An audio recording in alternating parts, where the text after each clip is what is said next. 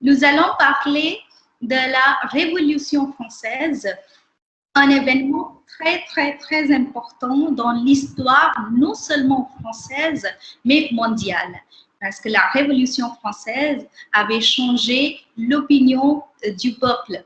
Donc, nous allons voir aujourd'hui qu'est-ce que la Révolution française, qu'est-ce qui a causé la Révolution française et quelles étaient les conséquences de cette révolution.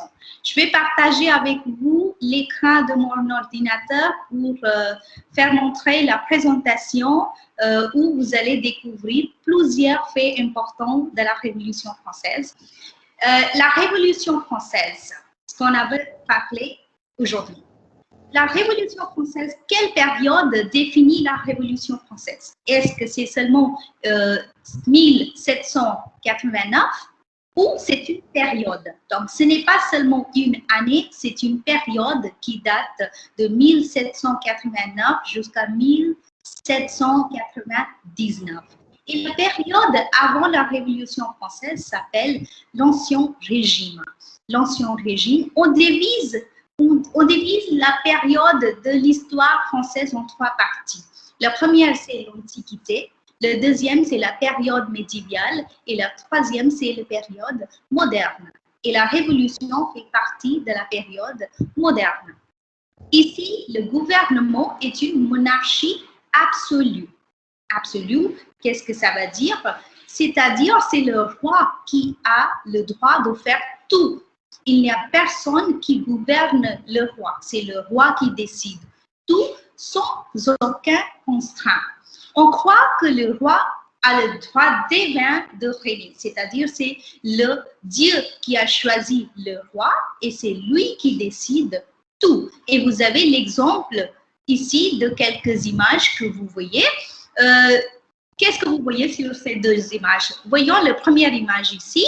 Vous avez trois personnes et la première que vous voyez sur qui il y a deux autres personnes est un peuple français. C'est un paysan, peut-être un peuple normal, mais qui garde le poids de noblesse et le clergé. Donc, c'était un exemple de la société française. C'est une image qui démontre la société française. Vous voyez la deuxième image, c'est pareil, c'est le peuple qui garde le poids du royaume. Donc, toutes les choses que fait le roi, le clergé, la noblesse, les dettes étaient payées par le peuple.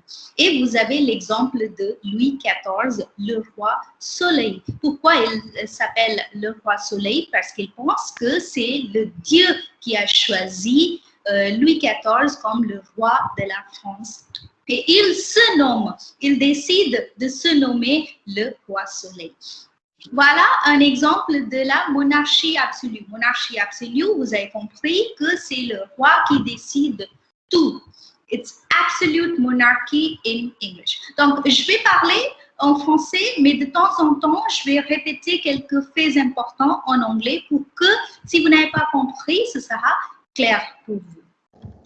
Revenons maintenant à la question importante d'aujourd'hui, c'est qu'est-ce qui a causé la révolution? Est-ce qu'il y a une seule raison ou il y a plusieurs raisons qui ont contribué à la révolution? Nous allons voir tout de suite que ce n'était pas une seule raison. Il y a plusieurs faits qui ont contribué à la révolution. Vous voyez ce symbole que j'ai mis sur l'écran en rouge, blanc et bleu? C'était le symbole, l'un des symboles, je veux dire, parce qu'il y a plusieurs symboles, on va découvrir plus tard. C'est l'un des symboles de la Révolution française.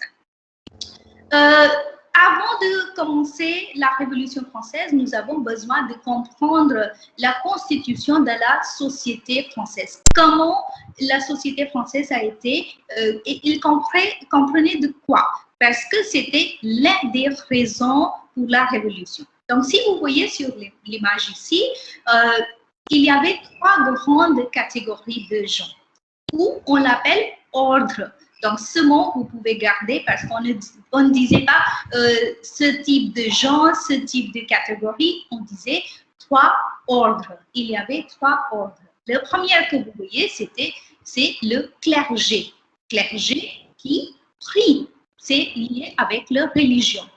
Le deuxième, vous voyez, c'est la noblesse. Noblesse, c'est celui qui fait la guerre. Ce sont des gens qui font la guerre. Et le troisième, c'est le tiers-État. Tiers-État, ce sont des peuples. Peuple qui travaille, le peuple français qui travaille. On l'appelle tiers-État.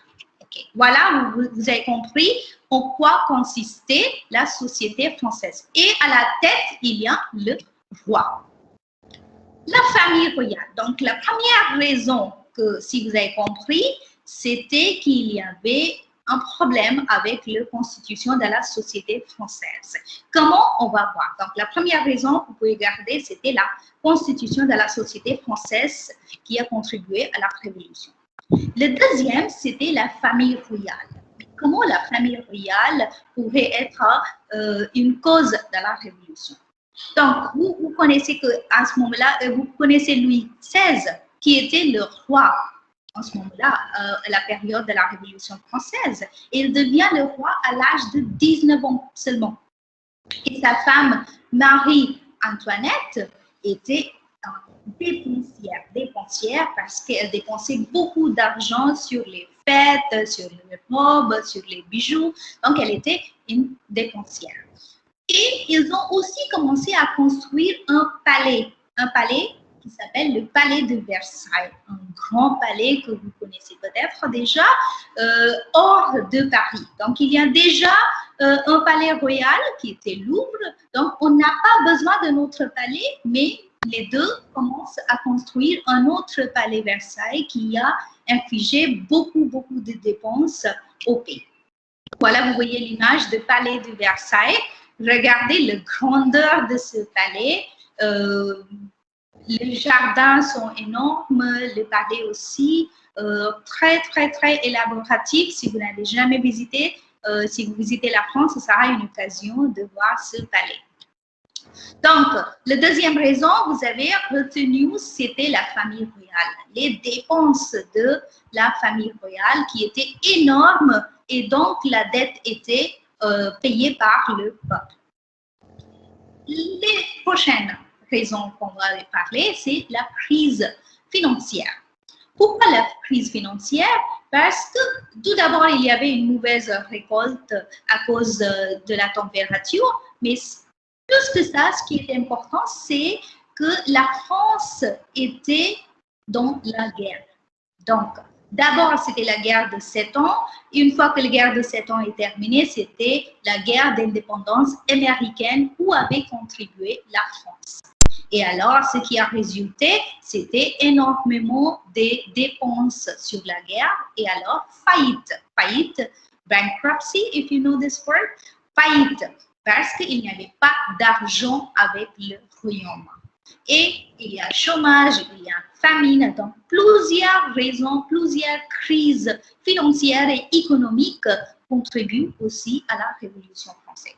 Donc le roi Louis XVI, il a besoin d'argent parce qu'il a besoin de payer ses dettes. Et comment il va recevoir cet argent qu'il doit payer pour ses dettes? Par des taxes. Et qui paye des taxes? Là, il y a un problème.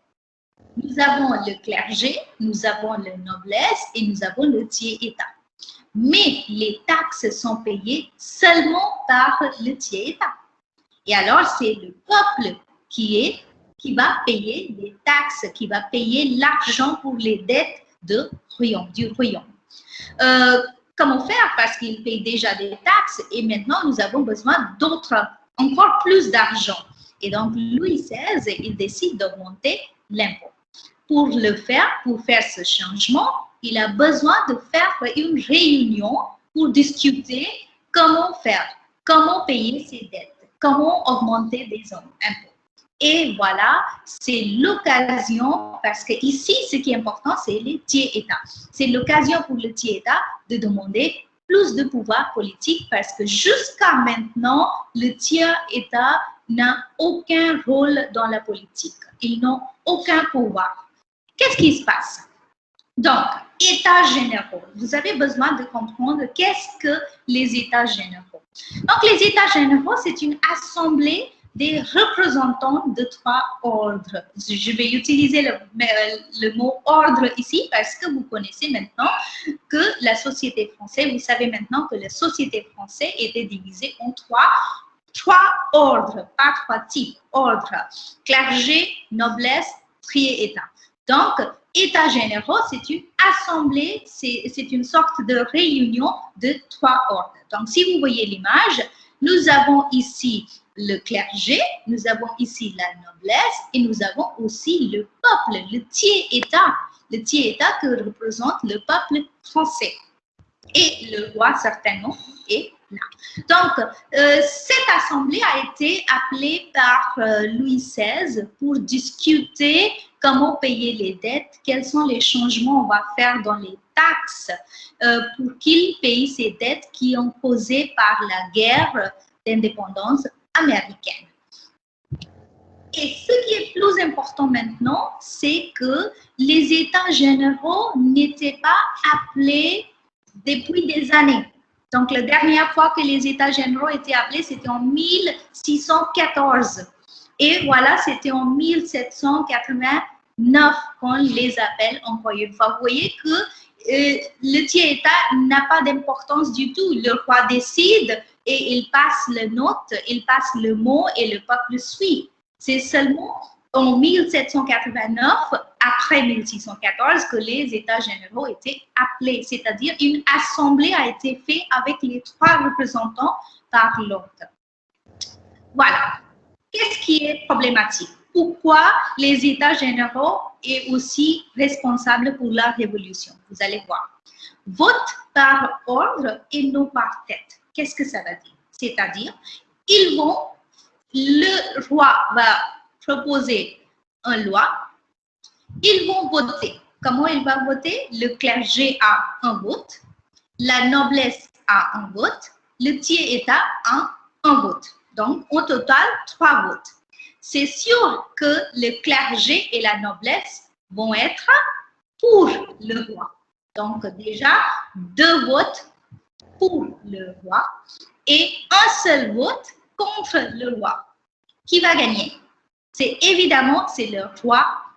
Ce qui est la loi choisie par le roi va être implémenté sans vraiment accord des tiers-États. Ça, c'est problématique. Mais en réalité, si vous voyez, si on donne chacun le droit de vote, si on ne le divise pas en 3 votes seulement, mais on demande chaque député de voter, ce sera le tableau qui va vous montrer. La noblesse avait seulement 270 députés. Le clergé avait seulement 291 députés. Tiers-État constituait 578 députés. Donc, même si chacun a le droit de vote, même si clergé et noblesse devient une seule partie, il ne peut pas gagner contre le tiers-État. Donc, le tiers-État demande que chacun doit voter. Pas seulement 3 votes, mais chaque député doit avoir le droit de voter. Si vous voyez la population, le tiers-État, c'était à peu près 98% de population française. Donc, c'est vrai que si chaque député ou chacun vote individuellement, ce sera toujours en faveur de tiers-État parce qu'ils sont très nombreux, ils sont beaucoup plus nombreux que clergé et la noblesse. Mais ça, ce n'était pas accepté par le roi ni par clergé et noblesse. Parce que s'ils acceptent, ils vont donner plus de pouvoir, au tiers-État, ce qui n'était pas acceptable par le roi. Donc ça, c'était une autre raison. Donc, qu'est-ce qui se passe? Les tiers-États, ils étaient très fâchés parce que le roi ne voulait pas aucun changement, il ne voulait pas aucune innovation dans le système. Donc, ils se rassemblent dans un cours de tennis à Paris et ils forment l'Assemblée nationale. Donc, l'Assemblée nationale française que vous connaissez a été formée le 17 juin 1789. Donc, c'était la même année que la Révolution. Donc, l'Assemblée nationale, c'est aussi un produit de la Révolution française. Qu'est-ce qu'ils font? Pourquoi l'Assemblée nationale? Qu'est-ce qu'ils demandent? Ils se déclarent Assemblée nationale et ils signent un serment qui s'appelle serment du jeu de paume. Serment du jeu de paume, qu'est-ce que ça va dire?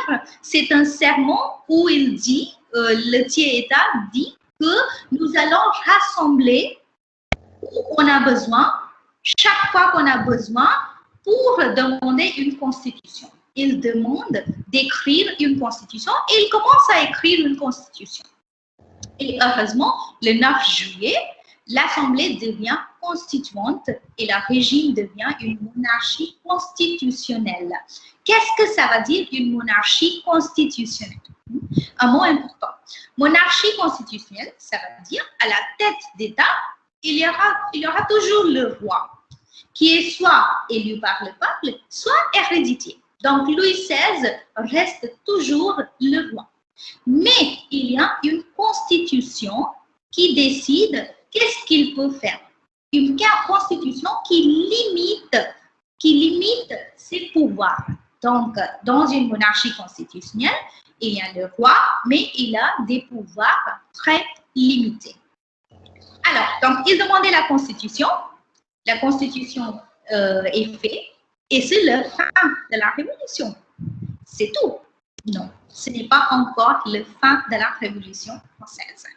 Cette personnalité que vous voyez sur l'écran est une personnalité importante, s'appelle Jacques Necker, qui était ministre des Finances. Qu'est-ce qu'il a fait? Il a dévoilé le budget du royaume au peuple.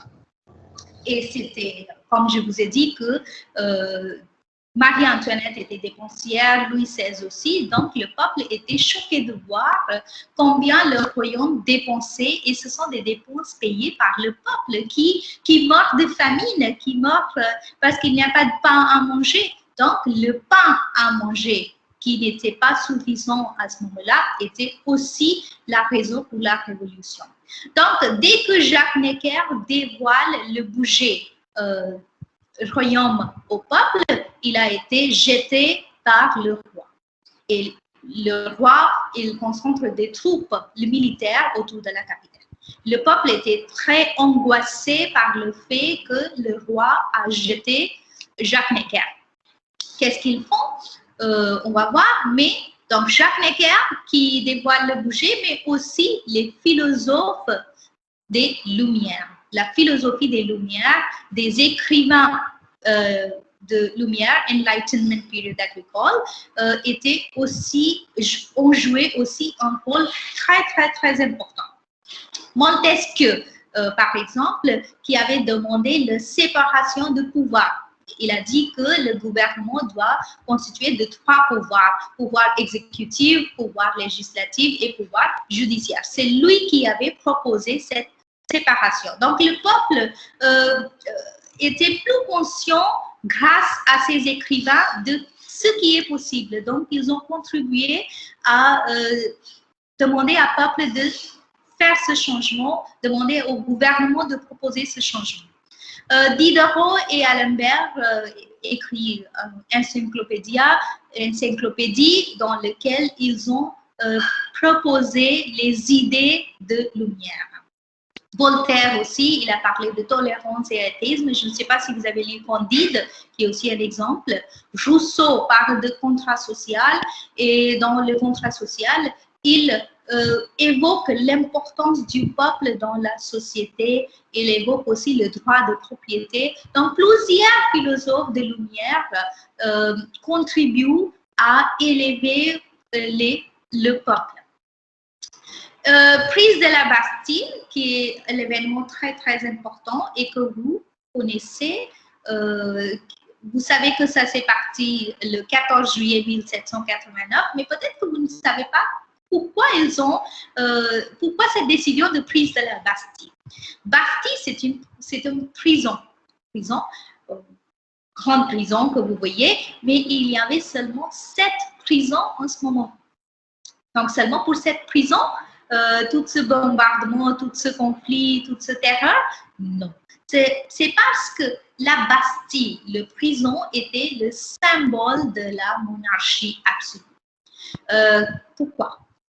Parce que le roi pourrait signer lettre des cachets et envoyer n'importe qui dans la prison sans donner le pouvoir de poser la question contre la décision. Okay. So, lettre de cachet, what is it? So the king can sign lettre de cachet and send anybody to jail without giving any opportunity to claim it or to fight against it. So anybody he could send to jail. So this was the symbol of absolute monarchy.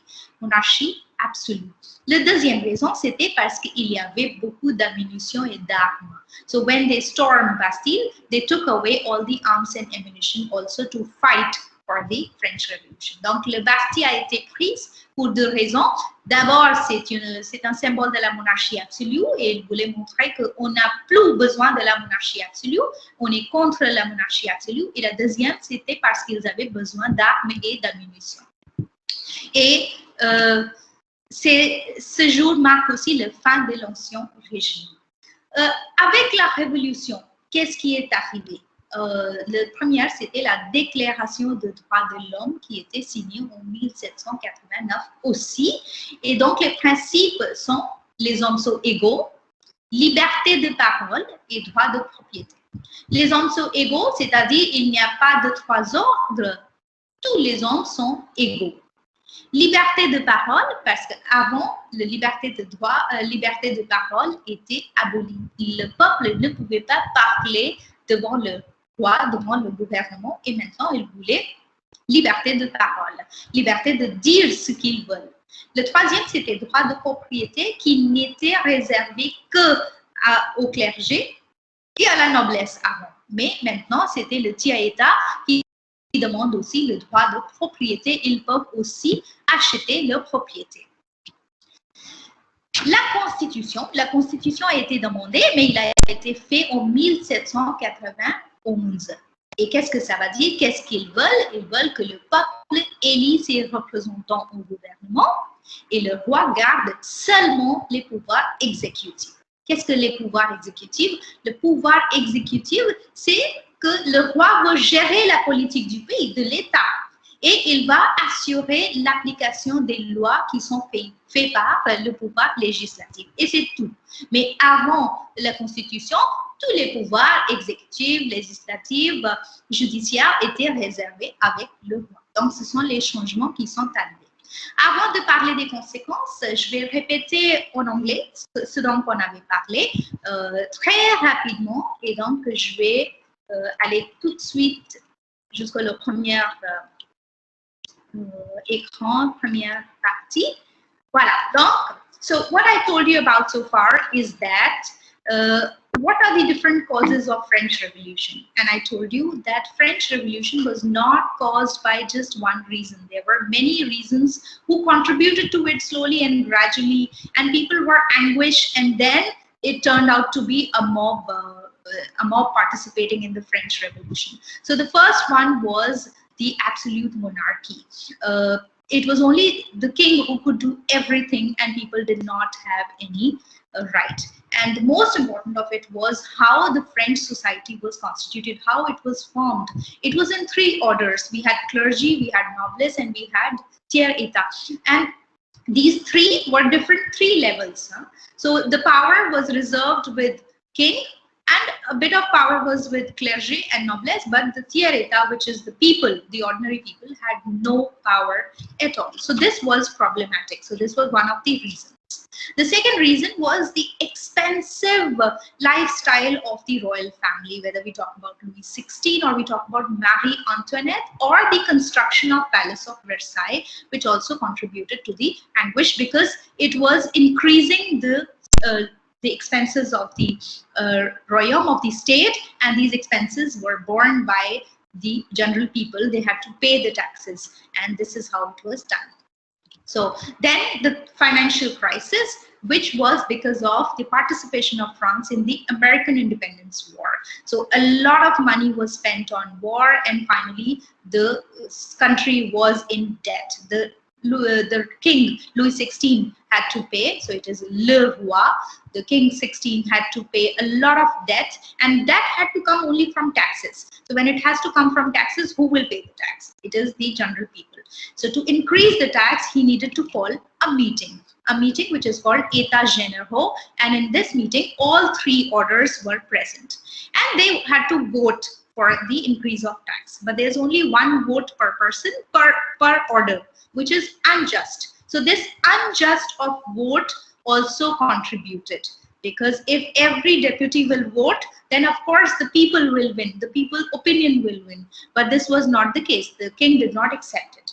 And then we have National Assembly formed by the tiers état. They said, okay, if you're not listening to us, if you're not giving us the right to vote individually, we are going to form our own National Assembly, and we want to write a constitution. So, Jeu de Paume, le serment du Jeu de Paume was signed, in which they say we will get together whenever we need it, and we're going to write a constitution. So constitution was accepted, but it was a monarchy constitution. That means the king will still be there, but the constitution will limit its power. Jacques Necker was the finance minister who revealed the budget of the people, budget of the Royal Society to the people, and that also added to the anguish of the people. Most important was the Enlightenment period. The philosophy of Enlightenment also added to make people aware of what is possible, what changes can come in the government. So all these writers contributed to the revolution through their writings.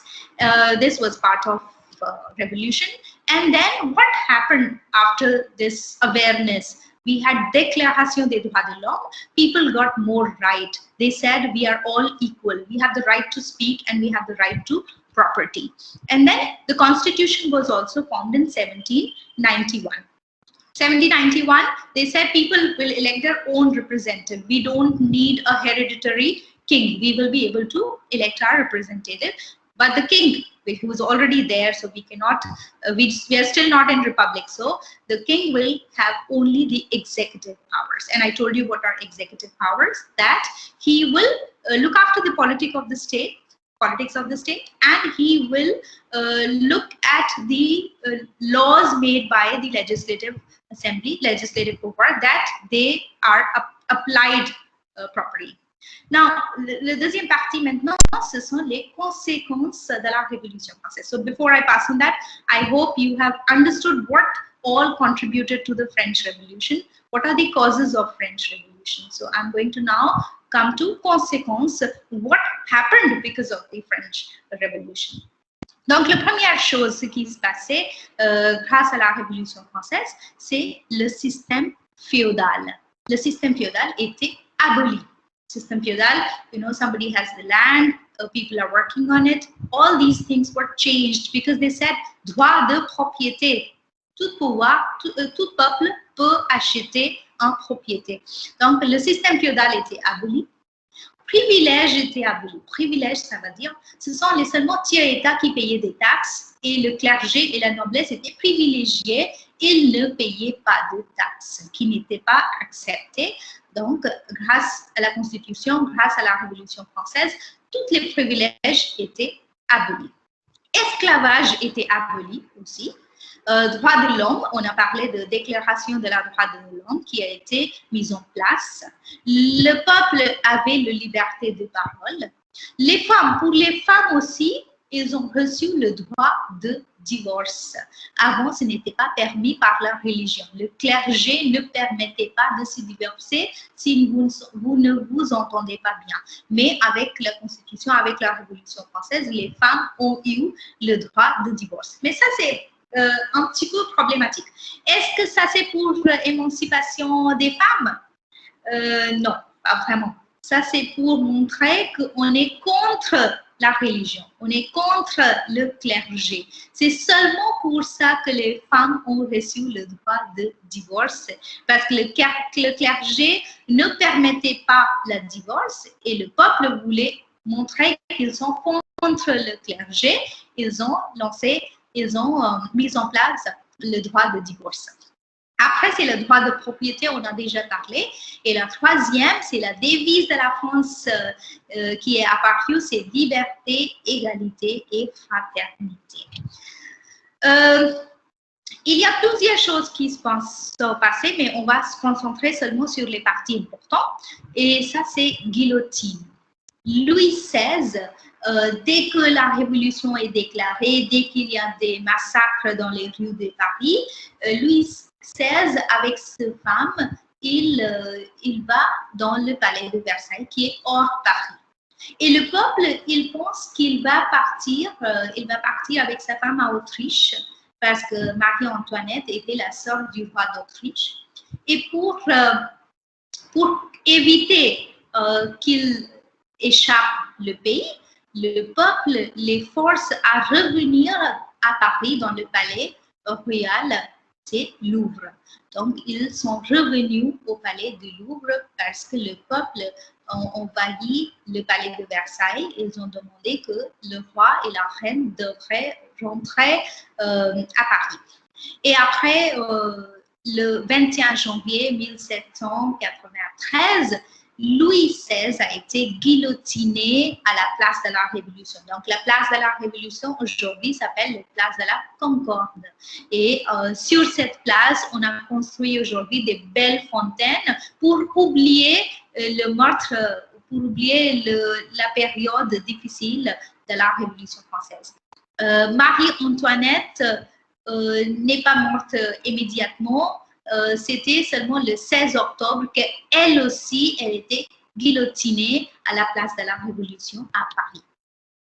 Et vous voyez l'image ici, comment il guillotinait. Guillotine, c'est un mot qui est apparu pendant la Révolution française, était très populaire, c'était un des symboles aussi de la Révolution française, parce que guillotine, il utilisait guillotine pour se débarrasser de leur ennemi immédiatement. Donc, Louis XVI aussi, considéré ennemi du pays, était guillotiné sur la place de la Révolution. Qui sont les personnalités importantes de la Révolution? Je vous ai déjà parlé des philosophes, mais je n'ai pas parlé de tous les philosophes, il y en a plusieurs.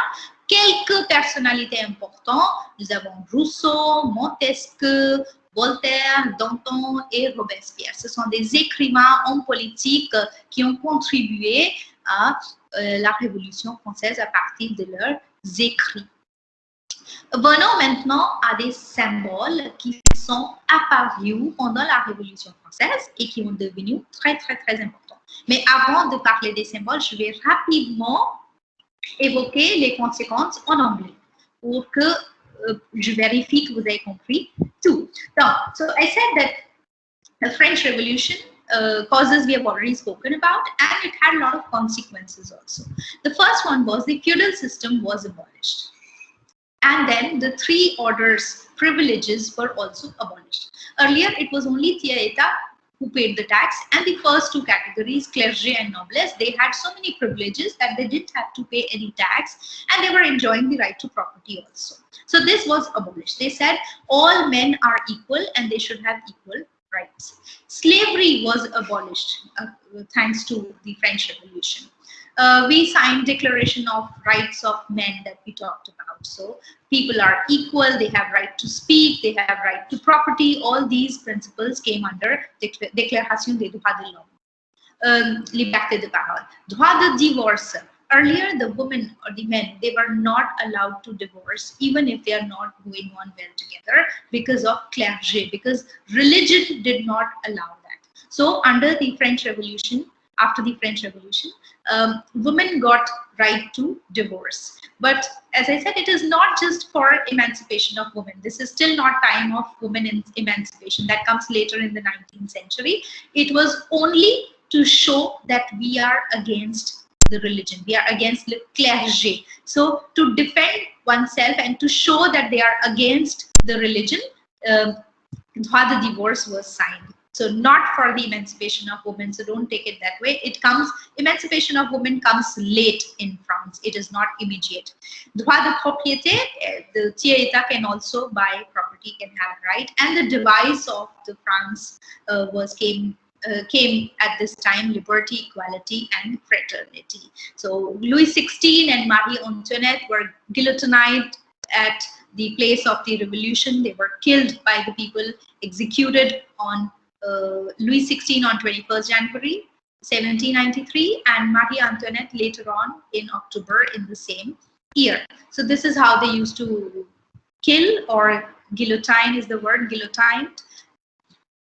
And then I talked about some famous personalities. These are the writers of Enlightenment era, who inspired people, who made people aware of their rights or of the changes which are possible, the ideas of enlightenment through their writings. Some of them I have talked about, but there are many others. Et voilà, maintenant, la dernière partie de cette présentation, ce sont les symboles qui sont apparus pendant la Révolution française et qui restent toujours le symbole de la France. Le premier que je vais vous parler, c'est la cocarde. La cocarde, c'est un symbole de 3 couleurs, rouge, bleu et blanc. Donc, ce sont les 2 couleurs, rouge et bleu. Ce sont des couleurs de l'armée en France. Ce sont des couleurs de Paris à cette période-là. Et ils ont ajouté les couleurs blanches, vous voyez à l'intérieur, pour montrer le nationalisme. Et ce sont des badges que les hommes qui faisaient partie de la Révolution portaient soit sur leur menton, soit sur leur chapeau. Donc, la cocarde était un symbole important de la Révolution française. Et puis, vous avez bonnet phrygien. Bonnet phrygien, si vous voyez un bonnet en couleur rouge, qui est comme un cône, et vous voyez aussi le symbole cocarde sur le bonnet phrygien. Mais qu'est-ce que cela signifie? J'ai oublié de vous parler. Pendant l'Empire romain, chaque fois qu'un homme libérait l'esclave, il lui donnait un bonnet pour montrer que voilà, tu es libre maintenant. Donc, le bonnet représente la liberté. Et c'est pourquoi ils ont choisi ce bonnet phrygien, aussi le symbole de la Révolution française. Marianne, la buste de Marianne. Il y a plusieurs personnes qui croient que c'est une femme qui existait en cette période, mais non, c'est seulement un visage qu'ils ont donné à la Révolution française.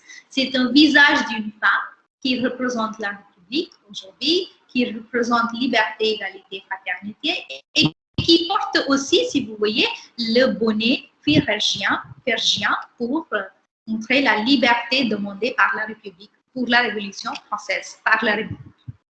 Et puis, vous avez le drapeau tricolore qui est aussi apparu pendant la même période. Comme je vous ai dit, bleu et rouge étaient la couleur de Paris. Ils ont ajouté le blanc pour parler du nationalisme. Et vous avez la Marseillaise qui n'était pas un chant créé pour la Révolution française, c'était pour la guerre. Et c'était le troupe de Marseille qui chantait cette chanson. Et c'est pour cela le nom La Marseillaise. Mais cette chanson a été prise comme l'hymne national ou le chant de la Révolution française en 1792. Et cette chanson a été écrite par Roger de Lisle. Donc la Marseillaise, vous savez, vous connaissez que c'est la Marseillaise, c'est l'hymne national aujourd'hui, était un chant de guerre avant. Le prochain symbole, c'est le devise. Vous voyez le drapeau ici, vous voyez le bonnet, vous voyez le devise liberté, égalité, fraternité ou le mort. Donc avant, c'était liberté, égalité, fraternité ou le mort. Donc c'est ce qu'ils demandaient. Ils demandaient soit vous nous donnez liberté, égalité, fraternité, soit on préfère la mort. Donc, ici, sur cette image, vous voyez presque tous les symboles, sauf le Marianne. Et voilà, donc, nous avons parlé des symboles. Je vais rapidement répéter en anglais. So many symbols appeared during the French Revolution, and they are still considered as the symbol of France. One of them, or first of all, we are going to talk about cocarde.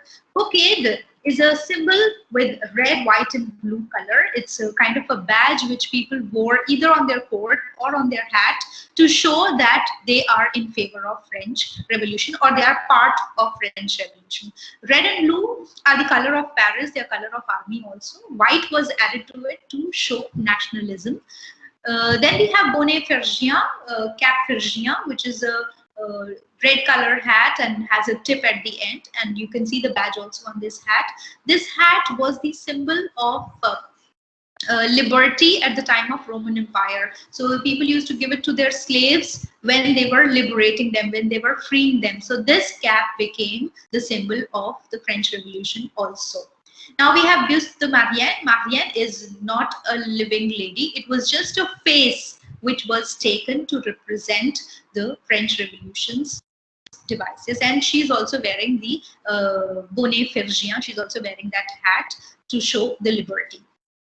Drapeau tricolore, the tricolor, as I've said, in the badge also in cocarde, this was also considered, this was also accepted as the French flag, the Drapeau tricolore. Now we have Le Marseillaise, which is now the national anthem of France since long, but it was not made for, this song was not composed for the revolution. This was composed for a war, and it was sung only by the troops of Marseille region, Marseille city, but that's why we call it Marseille. But this was taken as a song for the French Revolution. This song was written by Roger de Lisle in 1792. And then we have a device, liberty, equality, fraternity, which is still the device of France. Now, before I end the presentation and I come to the question answer round, I would also like to tell you that French Revolution influenced not just France, but many other countries, and among those countries is also India. Our independence was late, our fight for independence started late also, but our nationalist writers, our nationalists were somehow influenced by the Republican ideas and the French Revolution.